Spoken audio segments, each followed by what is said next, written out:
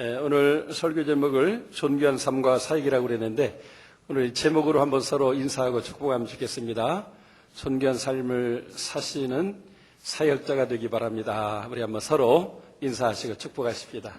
우리 찬양대원들도 성도 여러분 유청이님들도 존귀한 삶을 사시는 사역자들 될 수 있기를 바랍니다.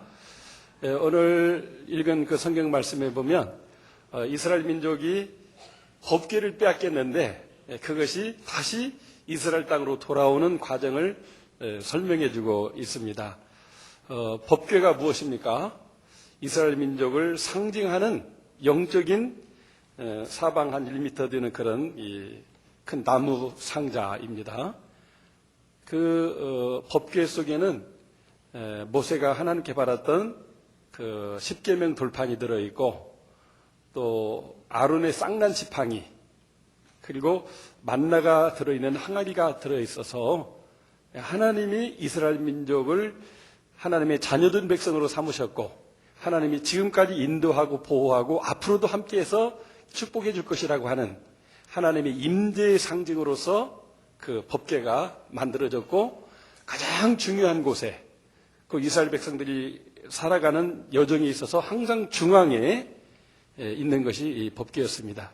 그렇게 소중한 법궤를 블레셋에 빼앗기고 잃어버린다고 하는 것은 국가의 망신이자 정말 앞으로 국가의 운명이 존폐가 달린 그런 심각한 문제라고 아니할 수가 없습니다. 어떻게 해서 이 법궤를 이렇게 뺏기게 됐습니까? 전쟁이 나니까 1차전을 붙었는데 그 이스라엘 군대가 수천 명이 죽고 졌어요. 그러니까 그 이스라엘 장로들과 영적인 지도자들이 의논을 했어요. 어떻게 하면 우리가 이길 수 있겠느냐. 우리 조상들이 과거에 법궤를 냅세우고 요단강도 건너고 여리고성도 도니까 이겼지 않느냐. 우리 법궤 가져다가 한번 앞세우고 한번 싸워보자 했는데 블레셋 사람들은 이스라엘 군대가 자기들이 신을 앞세우고 싸운다고 하니까 어차피 그냥 이판사판이다. 더 열심히 싸우게 되니까 그만 하나님이 돕지 않게 되니까 법궤는 뺏기고 전쟁을 치고 말아서 그날 수만 명이 죽임당하고 또 그 소식을 들은 엘리 제사장과 또 그 며느리도 죽음을 당하는 그런 불행한 일이 있어진 것을 보게 되는 것입니다. 정말 영적 무지로 인해서 이렇게 된 겁니다.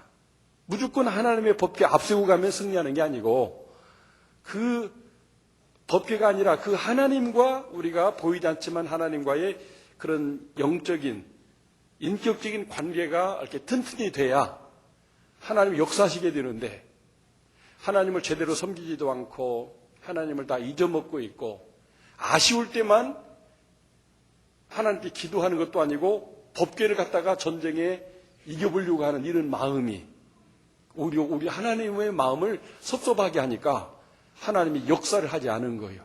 그럴 때 법궤도 뺏기고 나라도 이제 이렇게 망하게 되는 불행한 일이 있은 것을 보게 됩니다.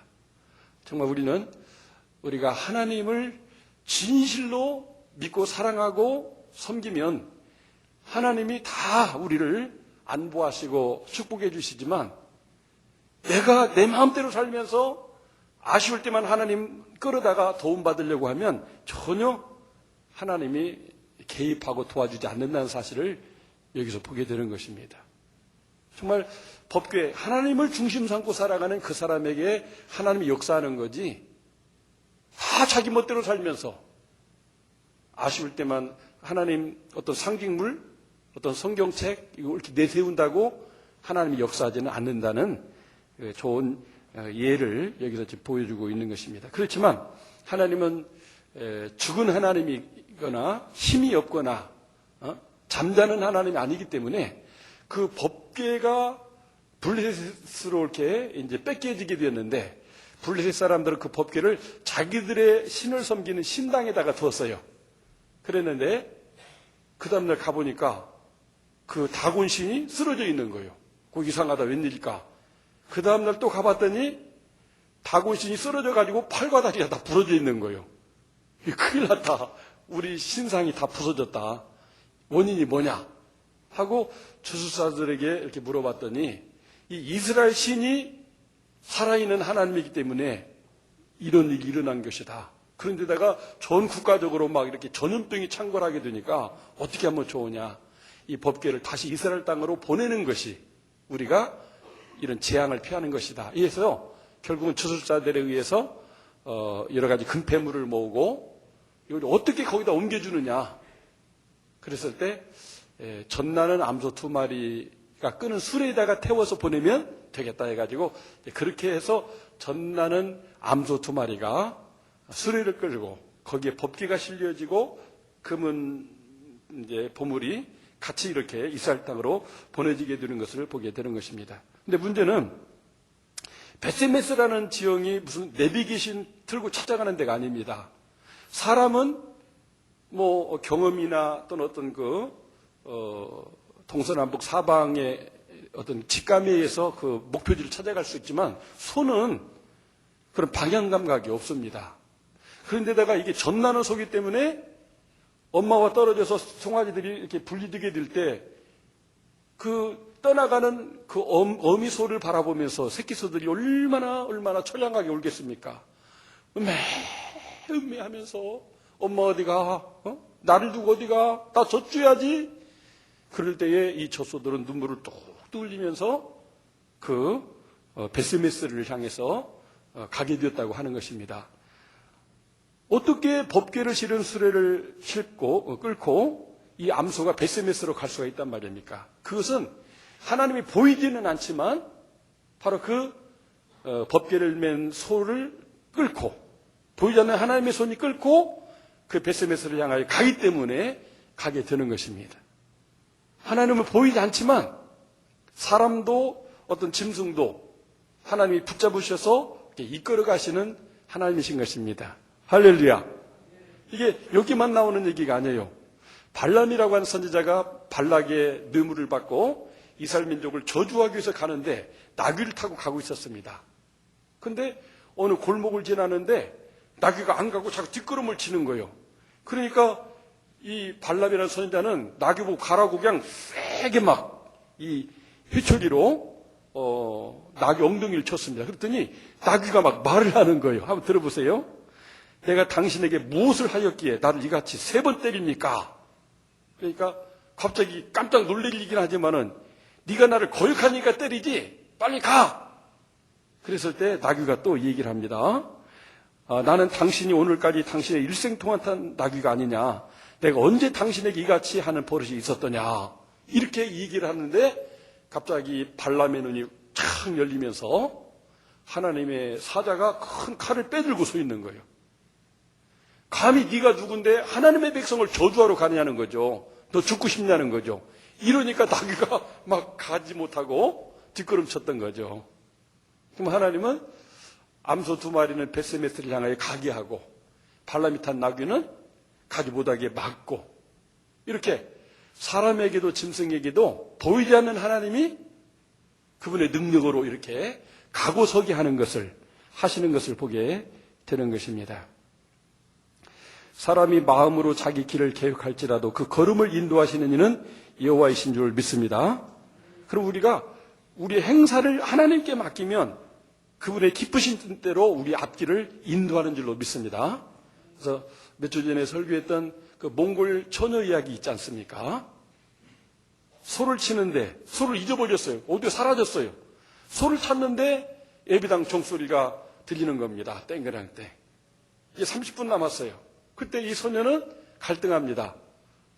소를 찾지 못하고 소를 잊어버리게 되면 큰 재산 손실 뿐더러 부모님에게 엄청난 혼을 맞고 쫓겨날 수도 있는데 그러나 내가 믿는 하나님께 예배 드리는 시간이 됐기 때문에 어떻게 하느냐. 소를 찾느냐 예배를 드리러 가느냐 이런 고민 가운데 하나님 중심으로 사는 소녀였기 때문에 그냥 하나님께 맡기고 예배를 드리러 갔습니다.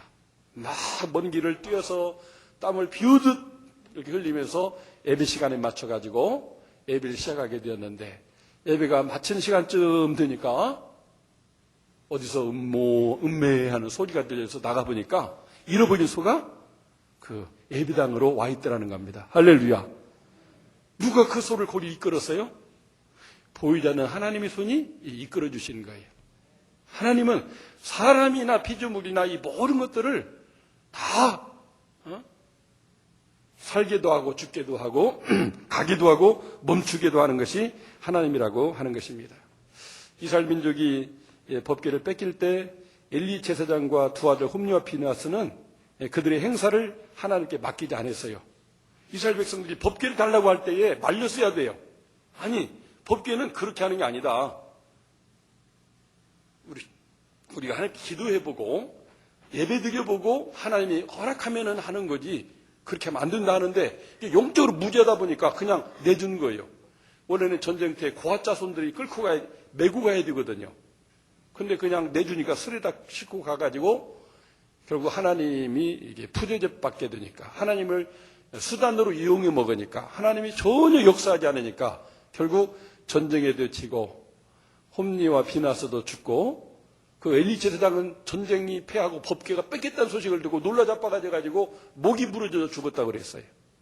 그 며느리는 또 그 소식 듣고 놀라가지고 막 아이 낳다가 죽고 완전히 그냥 그 엘리 가문이 쑥대밭이 돼버렸습니다. 하나님의 뜻을 묻고 하나님의 인도하심 따라서 살아야 될 영적인 지도자가 영적으로 무지해져 버리니까 그냥 사람들의 소견에 좋은 대로 하다가 이렇게 자기 가문도 망하고 이스라엘 민족도 망하게 된 것을 보게 되는 것입니다. 모든 행사를 하나님께 맡기고 하나님의 뜻대로 살지 않고 자기 생각, 자기 방식, 자기 멋대로 살아가게 되면 그 결과는 망하는 것이라고 하는 것입니다. 한번 따라서 해보겠습니다. 하나님이 안 보인다고 하나님 무시하고 제 멋대로 살면 망한다. 이거는 엘리 가문에게만 적용되는 게 아니에요. 오늘 여기 있는 여러분과 저도 하나님을 믿는다고 하면서 제 멋대로 살면서 아쉬우면 하나님 어떻게 도움 받으려고 이렇게 하게 되면 하나님이 역사하지 않는다 그 말입니다. 정말 하나님을 삶의 중심에 두고 그 하나님의 뜻을 따라서 그 말씀을 따라서 하나님의 영광을 위해서 살아갈 때 하나님이 역사하시고 또 축복하시고 영광 받으신 줄로 믿습니다. 그래서 성경은 말합니다. 존귀에 처하나 깨닫지 못하는 자는 멸망하는 짐승 같다고요. 정말 우리가 얼마나 존귀한 존재입니까? 하나님의 형상대로 지음을 받은 하나님과 같은 존재예요. 이 세상의 모든 피조물이 볼 때 우리 인간은 신이에요, 신. 그 하나님의 형상을 우리에게 주어서 하나님을 대신해서 하나님의 그 영광을 누리게 만들어준 우리 인간이 이렇게 존귀하게 되었는데 특별히 우리 주 예수를 믿어서 구원받아 하나님의 자녀로서 특권을 주셨는데 이것을 망각하고 그냥 아무렇게나 주님 뜻대로 살지 않고 자기 마음대로 살게 되면 짐승만 또 못하게 된다고 하는 것입니다. 시편 50편 22절에 하나님을 잊어버린 너희여 이제 이를 생각하라. 그렇지 아니하면 내가 너희를 찢으리니 건질 자 없으리라. 하나님을 잊어버리고 자기 소견에 좋은 대로 막 살면 어떻게 됩니까? 우리는 솔로몬 왕이 초창기는 하나님을 경외하고 하나님의 사랑을 받아서 세상에서 가장 지혜로운 자가 되었어요. 근데 그가 그 지혜와 그 권세를 가지고 1,000명이나 되는 처첩을 두면서 그 처첩들이 그냥 보통 사람이 아니에요. 다 이웃나라의 어떤 공주들이나 이런 사람들이에요. 그들이 올 때 다 우상을 가져오게 되는데 그걸 다 우상을 받아들였어요. 온 예루살렘 양 산이 다 산당으로 가득 찼습니다. 그렇지만은 그렇게 하는 것이 외교를 잘해서 국가에 이익된다고 하는 자기 생각으로 이렇게 가게 되니까 하나님의 진노를 샀습니다. 나중에 하나님의 선지자를 통해서 예언합니다. 내가 너희 나라를 찢을 것이다. 너희 때는 너희 아버지의 믿음이나 너를 봐서 참지만 너희 자식 때 가서 나라를 찢어버린다고 했는데 결국 그 아들 르호보암 왕 때 북왕국 이스라엘과 남쪽 유다로 나라가 쫙 갈라지는 것을 보게 되는 것입니다. 하나님을 잊어버린 너희요. 하나님의 은혜와 축복을 받았는데도 하나님을 잊어버리고 자기 마음대로 살면 하나님이 찢어버린다는 사실을 우리가 알아야 됩니다. 아멘입니까? 네.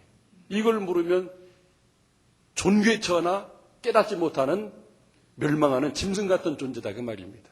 정말 우리는 감사로 하나님께 예배를 드림으로 영화롭게 하는 자, 그 행위를 옳게 하는 자, 그들에게 하나님의 구원이 역사된다는 사실을 믿으시기 바랍니다. 한번 따라서 해보겠습니다. 존귀한 삶은 하나님께 붙잡힌 삶이다. 그렇습니다. 이 암소 두 마리 하나님께 붙잡히니까 법궤를 이스라엘 땅으로 옮겨주는 이 결정적인 기여를 했어요. 원래의 상태를 회복시키는.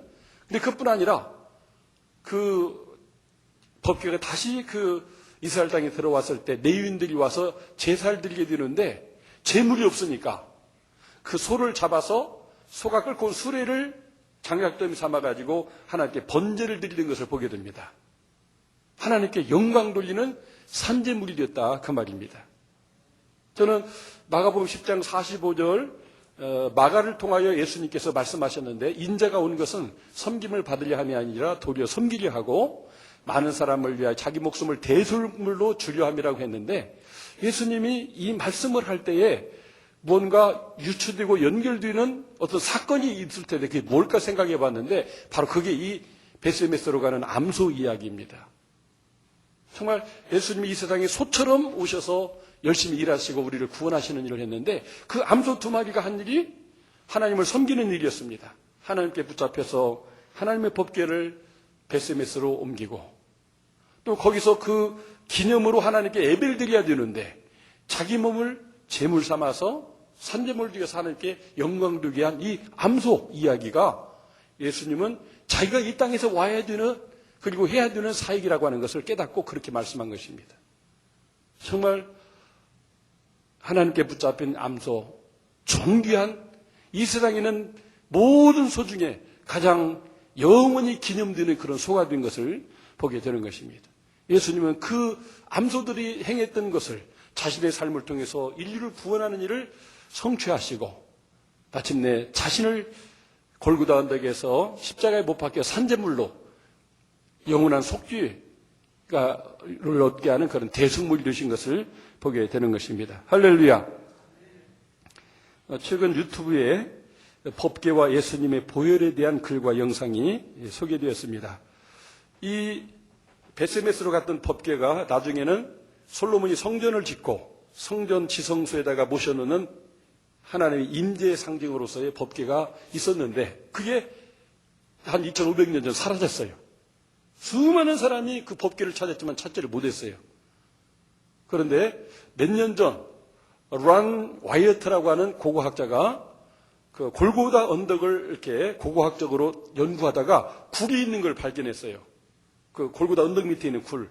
그리고 이게 무슨 굴인가 하고 많은 고증을 찾아본 결과 이게 에레미야의 굴이라고 하는 것을 발견했어요. 그랬을 때 이분은 어떤 확신이 왔어요.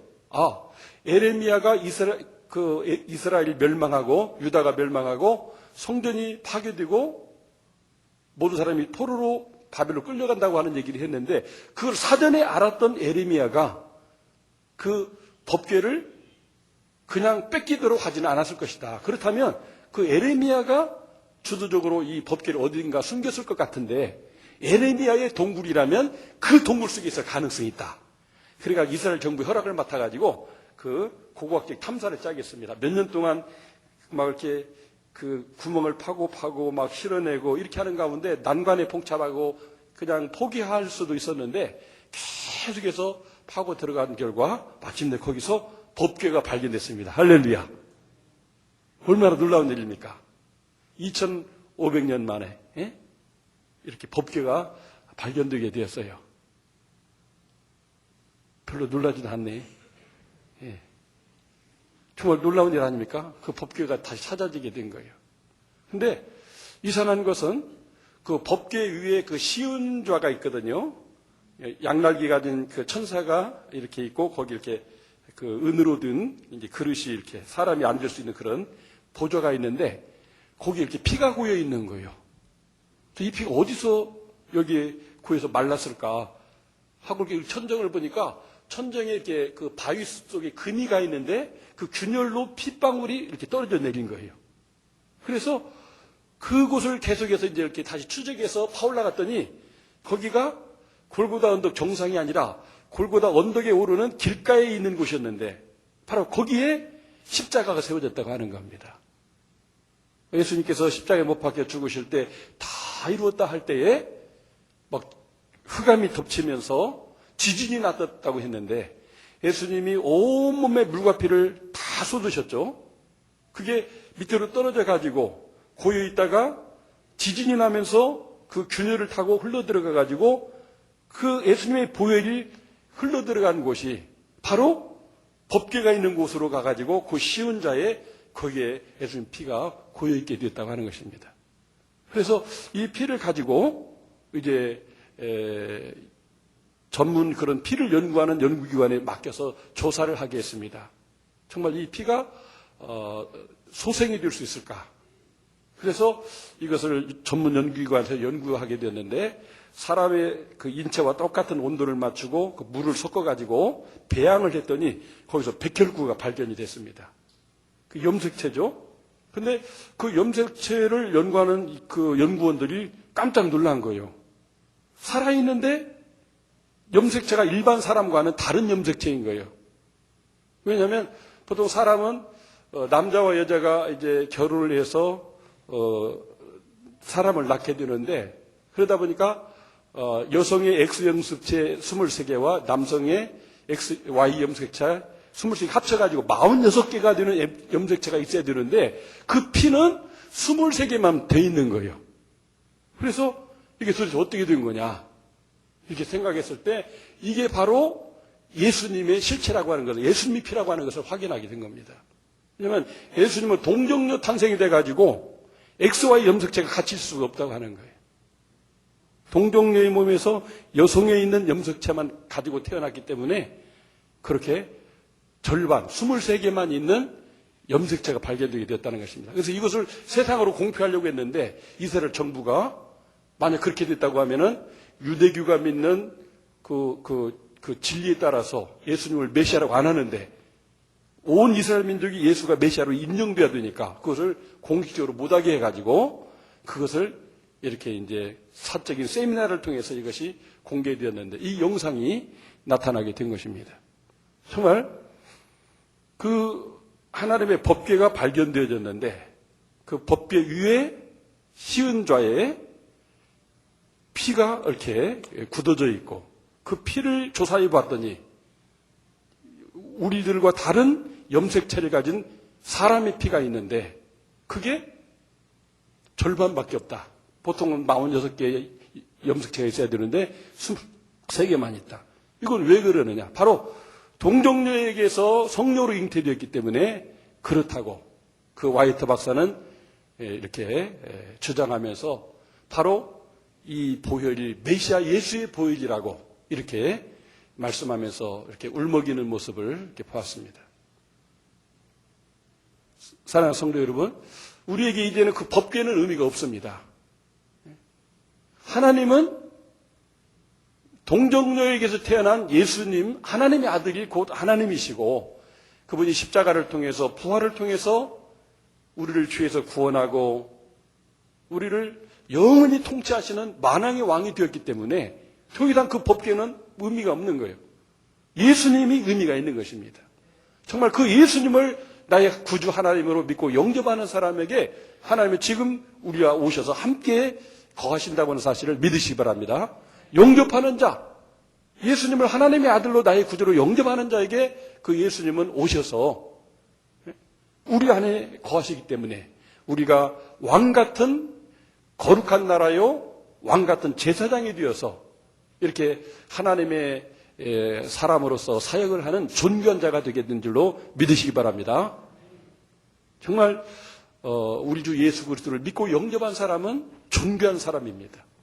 그 법궤 위에 흘리신 주님의 보혈, 그분은 죽으셨으나 다시 살아나셔서 영원히 살아계시고 보혜사 성령으로 보이지 않지만은 모든 사람 가운데 살아계신 우리 하나님인데 그분을 우리가 모시고 살아간다면 그 사람은 다 존귀한 자인 것입니다. 그래서 우리는 예수를 믿은 자로서 내가 얼마나 존귀한 자가 되었는가,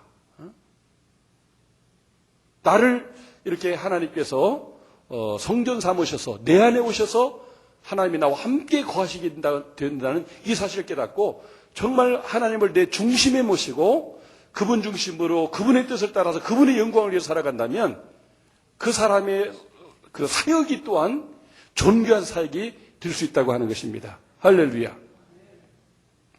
오늘 또 이 설교를 듣고 우리 정성훈 집사님께서 목양지로 찾아오셨어요. 자기가 회사에서 있는데 또 갑자기 또 월요일 날 미국에서 미팅이 있는데 자기 차례가 아닌데 미국에 가서 또 미팅을 하고 오라고 자기에게 또 연락이 왔다는 거예요. 그래서 오늘 저녁에 출국해서 월요일 날 미팅하고 화요일 날 와야 되는데 설교를 들어보니까 정말 자기도 그렇다는 거예요. 내가 해야 될 일이 아닌데 그런 미션이 자기에게 주어져 가지고 지금 자기가 가게 된다는 거예요. 나는 왜 이런 일이 나에게 있는가 이렇게 궁금한데 말씀을 들어보니까 정말 하나님이 자기를 들어서 이렇게 세계적으로 들어 쓰시고자 하나님이 붙잡아서 이렇게 쓰신다고 하는 사실을 깨닫게 되는 것입니다. 가서 어떻게 해야 될지 방법은 모르는데 가면서 그렇게 성경을 읽으면서 기도하시면 하나님께서 어떤 미팅을 하고 어떤 메시지를 이야기하고 어떻게 기도해야 될까를 분명히 알려줄 것이라고 말씀을 할 때 기쁜 얼굴로 이제 가시게 되었습니다. 우리 조성군 자매님 간증 들었지 않습니까? 정말 살아계신 보이지 않지만 살아계신 하나님 오늘도 살아계신 줄로 믿습니다. 그분이 분명 우리 예배를 받으시고 영광 받으신다고 믿고 전심으로 그분을 우리가 예배할 때 하나님 우리와 함께 하시고 우리를 존귀한 자가 되게 하신 것처럼 우리의 삶도 막 인간적으로 생각하면 앞날이 불안해요. 우리 젊은이들은 앞날이 너무너무 불안하잖아요. 저는 젊었을 때 이런 불안을 너무도 많이 겪었던 사람입니다. 나중에 예수님을 만나고 복음을 통해서 염려하지 말라. 모든 괴로움 한 날에 족하니라. 너희는 먼저 그의 나라와 그를 구하라고 이렇게 말씀해 주셔서 그 염려에서 제가 해방되게 되었습니다. 저는 와브라는 전도받고 예수를 믿게 되었는데 그때 예수를 믿게 된 고등학교 2학년 때 벌써 이런 은혜, 깨달음을 받았어요. 정말 하나님께 붙잡힌 이 베드로와 갈대와 같은 이 시몬이 예수님께 붙잡히게 되니까 예수님의 복음을 온 세상에 펼쳐서 세계를 구원하는 위대한 사람이 되는 것을 보고 나는 농부 아들이고 농부인데 정말 하나님이 나를 붙잡으면 나도 그렇게 하나님께 붙잡혀서 쓰임받을 수 있을까? 그렇다고 믿고 나를 따라오너라 내가 너로 사람을 낚는 어부가 되게 하리라는 그 말씀을 붙잡고 정말 그 붙잡힌 바에 대한 인생으로 헌신하게 될 때 하나님이 저를 붙잡으셔서 들어 쓰시는 것을 보게 되는 것입니다. 할렐루야. 제가 너무나 부족하니까 저희 아버지 어머니가 키운 암소를 통해서 장가가게 해가지고 항상 2마리 암소가 같이 살아가는 그런 이렇게 삶을 살고 있습니다. 얼마나 감사한지요. 정말 우리는 이 암소 2마리가 하나님께 붙잡혀서 이렇게 인류 역사를 구원하는 이 영적인 기초가 된 사실을 보면서 짐승도 하나님께 붙잡히면 이렇게 존귀한 삶을 살고 사역을 하게 되는데 우리는 얼마나 그 암소에 비교하면 존귀한 자입니까? 정말 하나님 나의 삶의 주인이 되시고 나의 삶을 통해서 오직 하나님만 영광받기 원합니다. 이런 뜻으로 기도하고 말씀 붙잡고 순종하며 헌신한다면 하나님이 여러분과 저도 그렇게 들어쓰실 줄로 믿습니다. 기도하겠습니다. 하나님 아버지 베스메스로 가는 암소 2마리의 모습에서 예수님을 보게 하시고 또 예수님을 통해서 붙잡힌 바 되었던 베드로와 바울이 또 2마리 암소가 되어서 유대민족을 넘어서 온 인류의 구원을 이루는 축복의 통로가 된 것을 보게 됩니다. 하나님 오늘 우리들을 하나님은 암소 2마리처럼 하나님께 붙잡힌 자로서의 삶을 살고 그러한 사역을 하기를 원합니다. 하나님 아버지 우리 전민절교의 모든 부부가 암소 2마리와 같이 하나님을 주인 삼고 하나님의 영광을 위하여서 번제물 되어지는 그런 헌신의 삶을 살아가는 은혜가 있게 해 주옵소서. 그래서 정말 우리 교회를 통해서 하나님이 이 땅과 온 세계 가운데 계획하신 온 천하 만민을 구원하는 이 귀중한 일을 감당하는 교회가 되게 해 주옵소서. 예수님의 이름으로 기도 올리옵나이다. 아멘.